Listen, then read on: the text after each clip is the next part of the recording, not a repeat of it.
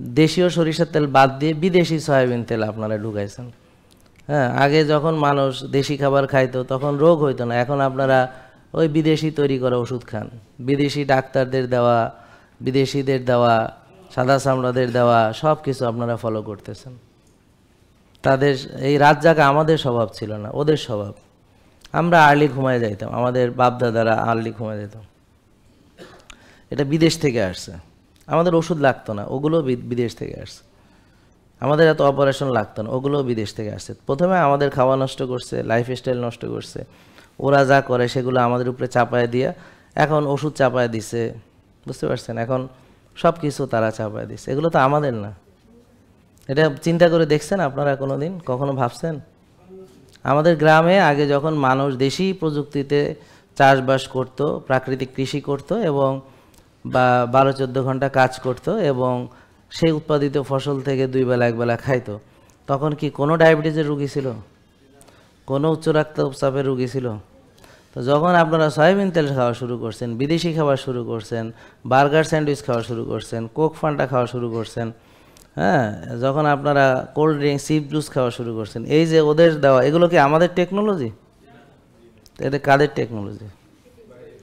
ওকে, তো ওরা আমাদের উপরে এগুলো চাপায় দিছে, দিয়ে মডার্ন করতেছে, করে এখন রাত জাগতেছি, এখন টেনশন করতেছে, এখন দুনিয়া ছাড়া বুঝি না। আগে মুরব্বীরা এত কোটি কোটি টাকার মালিক হবে গ্রামে, আমি এরকম স্বপ্ন দেখতেও কাউকে দেখিনি।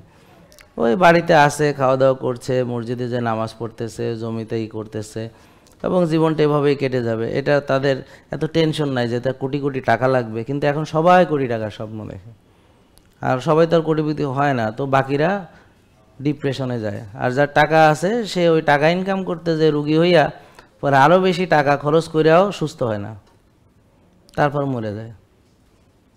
হাজার হাজার কোটি টাকার মালিক কোভিডে, হ্যাঁ, মরে যাওয়ার সময় কইছে কত টাকা লাগে নে, আমার একটু অক্সিজেন দে, আমি শ্বাস নিতে পারতেছি না। তো কেউ পারছে দিতে? মরে গেছে না? মরে গেছে। তো তার টাকা কি তাকে বাঁচাতে পারছে? তার তো হাজার হাজার কোটি টাকা, সেই টাকা দিয়ে কি সে সুস্থতা পাইছে? এক ফোঁটা অক্সিজেন নিতে পারছে? পারছে? পারে নাই। তো এখন টাকা নিজেই তো অশান্তি নিয়ে আসে। প্রথমে হলো টাকা ইনকাম করার জন্য সঠিক পথে বেশি টাকা ইনকাম করা সম্ভব না, তো অবৈধভাবে যাইতে হয়। জেকে লাইফস্টাইল, ওষুধ মুক্ত সুস্থ জীবন।